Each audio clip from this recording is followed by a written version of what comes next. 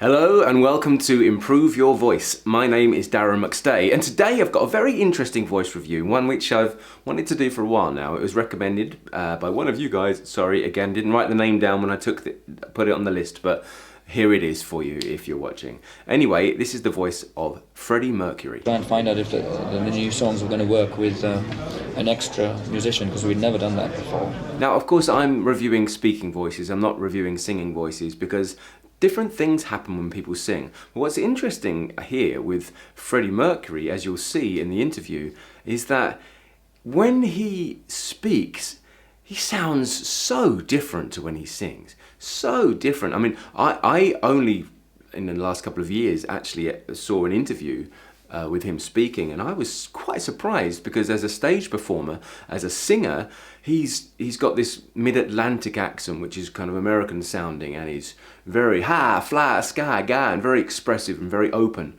But when he's speaking, he sounds like this. It's going well. It's going very, very well, and it's getting better every day, you know, because I think it's a new tour, and we're learning a lot after every show. And I personally take a lot of, do a lot of research after every show to find out what's going on, right? Especially like the lights we were talking about before, and to make sure that, because I mean, they're very sophisticated lights and they can do so much more. What strikes me as very interesting about Freddie Mercury straight away is how shy he appears. And that comes across in his voice, I believe. He stutters a little bit, he breaks up words, and he's not too sure about what he's saying, and he's very gentle and very soft-spoken, which is not the kind of Freddie Mercury that you know from stage performances, who's very confident and very, and very out there and very kind of free and expressive. So that's very interesting to see that he's not fully energized when he's speaking. Maybe it's just the situation, but he doesn't seem like someone who's using his voice as a speaker as well as he could. He's quite articulate, but as he's speaking so softly, he's really kind of backing off and just very gentle, and he's not fully supporting his breath. He's smoking and drinking in this scene, which is interesting to see a singer, and clearly it didn't affect his singing voice, did it? But he's maybe possibly because he's sitting down, maybe that when he's speaking he just doesn't feel so comfortable, and that conscious feeling of not really wanting to or not feeling in the right situation can affect your voice. And so if you're someone who, here's the thing, here's a little story about myself. Growing up, you may or may not believe this, but I was a shy person myself, and when I started singing I was 14, 15 years old, 15 when I started my first band. And I took singing lessons and I got into a band, and I remember doing my first show and I was elated afterwards. I felt great. I wasn't a brilliant singer, of course, at the time, but I was very kind of socially awkward and felt very nervous being, talking to people. Yet when I was in the band, I had no fear being a complete fool and shouting my head off. It was fine for me. So that was a way for me to express myself. And when I see this in someone as confident and talented as Freddie Mercury, when he's talking, it somehow reflects to how I felt when I was younger. And I feel like I can kind of relate and I can understand that because he's fairly young here himself.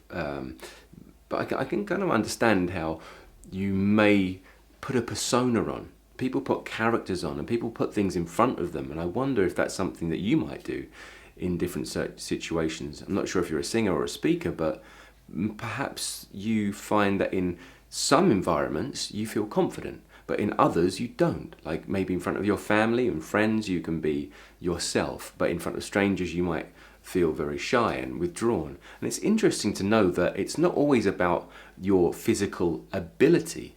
Sometimes it's, as we see with him, we know he's a brilliant singer, but very a little bit guarded and shy when he's speaking. So perhaps the connections you make emotionally and mentally with your situation are what's affecting your voice, and it's not the voice itself. So that's always one thing to consider, and I'm glad that I'm doing a review on Freddie Mercury today, because that's something that a lot of people need to hear. A lot of people are asking me questions about their voice and considering how it doesn't work, and often saying that in some situations, like some people who stutter don't stutter always, only in certain situations, and so did he, and so do many other people. And it is more conquering your phobias and fears and trying to find deep down inside what it is that you'll feel uncomfortable about. What is it? You have to kind of dig deep and maybe even get some therapy or even some hypnotherapy and get to the core of it to find out how you can change those perceptions of the world or your situation, so then you can feel free to express yourself in all environments, in front of all people. And that's the aim, right? If we're going to improve our voice, it's not just about making it bigger, brighter and bolder and more articulate, but also feeling comfortable in using it. Okay, right, so I just wanted to say that. Let's move on and look at a bit more.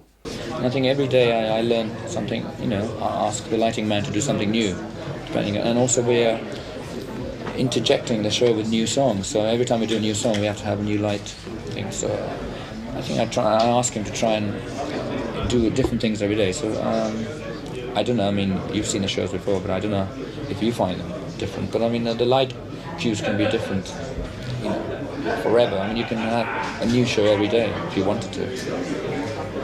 Actually, how long did you rehearse for this show? Okay, it clearly has to be said, and it stands out because I often talk about the instrument and the way that we're built. Freddie Mercury clearly had quite a large kind of top front teeth. He had a kind of a big mouth cavity where that has shaped his mouth like that, and you can see he's constantly licking like that. So it's something that might have unconsciously been irritating him. And clearly, I imagine growing up as a child, having teeth like that, maybe he even got bullied for it. And so that could have been something that he was unconsciously aware of and affected the way he spoke and affected him. So again, it's down to the psychological and how he saw himself. But clearly having that extra space and that shape of his mouth was able to help him with his singing and send sound out of his mouth so beautifully. I'm sure that is part and parcel of it, and because of the way he sounds. He's got kind of high cheekbones, he's got a dynamic voice when he's using it. In Los Angeles for 2 weeks, but basically it was all on technical things to make sure that the lights would work, but even then we didn't really rehearse that much, and we didn't have time to rehearse the new songs, because basically we were trying out the lights and also trying to introduce the new keyboard man. So we had He's quite well spoken. He's I would have said his voice would have been RP. I believe his parents were both Indian, and that may have had some effect on his accent, but he's not picked it up. He's clearly stepped away from that, which is interesting because maybe he didn't choose to, maybe he made the conscious effort to speak more kind of traditional English and more RP, and so he developed that. And I don't think that's necessarily affected by the shape of his his jaw or whatever, but that would have been a choice too. So the biggest takeaway I think we can take from Freddie Mercury is the message that I said earlier about feeling comfortable in our skin and feeling comfortable in our environments and trying to learn and discover how and where we change our perception of the people around us and how we use our voice. It's not always about the physical, it's not always about the instrument. Sometimes it's about the psychological and the emotional and what that allows you to do with your instrument. So let's say you have the best possibility for speaking in the world or singing, yet your mind is holding you back, or your emotions are stopping you and suppressing you from being able to express yourself clearly. So it's something to think about, it's something to consider, and that's what I'm taking away mostly from Freddie Mercury, and something to look out for. So thank you for watching this. Thank you to whoever suggested Freddie Mercury. I'm Darren McStay. This is Improve Your Voice. And until the next time, look after your voice.